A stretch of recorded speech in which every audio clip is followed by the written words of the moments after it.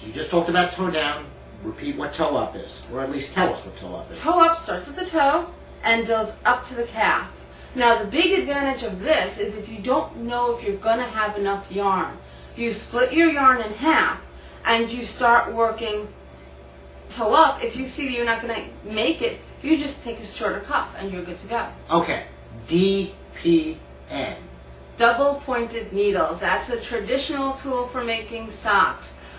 We worked with them in the mittens. They're really easy and they're fantastic. There have been 2 new ways of building socks that have come out in recent years.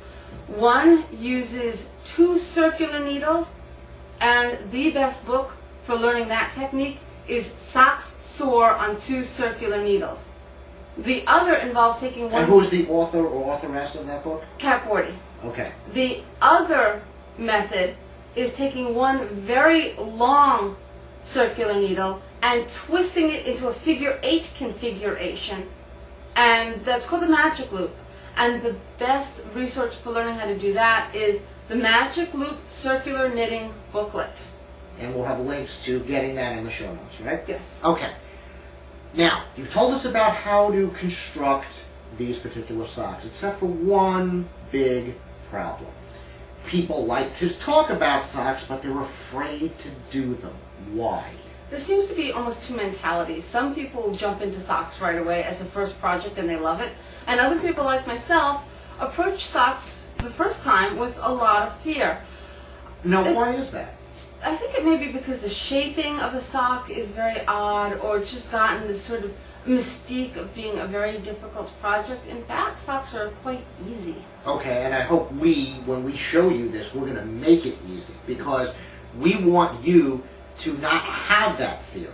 Because socks, believe me, on a warm, especially you guys in the colder countries in Europe, and especially in the cold northern states like Minnesota, Maine, Massachusetts, New Hampshire, places like that, a good warm pair of socks will get you through the winter quite easily.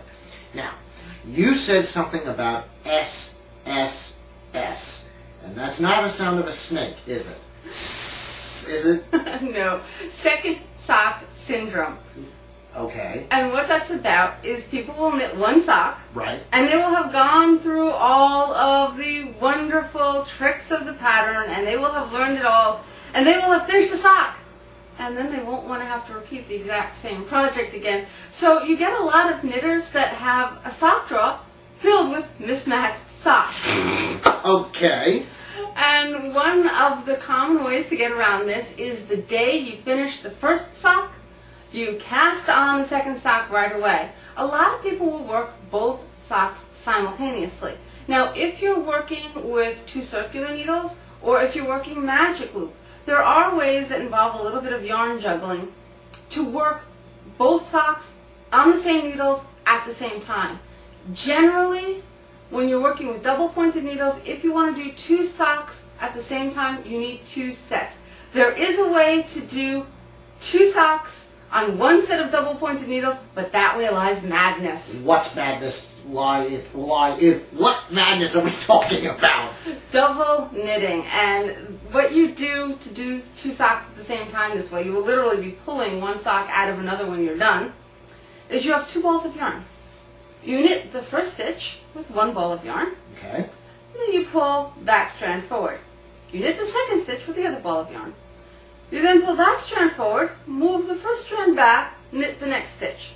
And you keep going back and forth like this until you have finished the socks. If you mess up 1 stitch, your socks are permanently joined. I can promise you will get at most 8 rounds done before this drives you utterly insane and you frog the entire thing. Frog?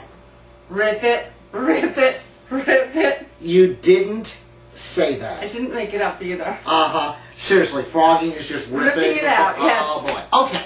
So we've done enough talking about socks and talking about the love of socks and ripping it and all that stuff. Okay. How do we start a sock?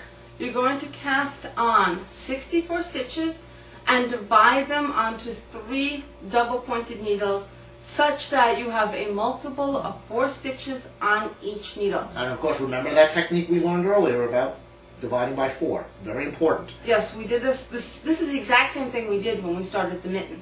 Okay. You're then going to do 2 inches of knit 2, purl 2 ribbing, just like how we started the mitten. The mitten is a gateway project to socks. And the only thing that's going to be any more difficult with this is you're going to be working with a smaller needle and thinner yarn. Now again, remind our viewers what knitting needles and what yarn we're looking for. You're going to need 100 grams of a sock weight yarn, and you're going to need a set of double pointed needles, US size 1 or metric 2.25 or 2.5 millimeter. Okay, so you've got the 2 inches of ribbing that we've done with the mitten before, the mitten. Then what? And just one more thing I wanted to tell you. If Sorry. you're having problems working with that thin yarn, you should be fine with it by the end of the ribbing.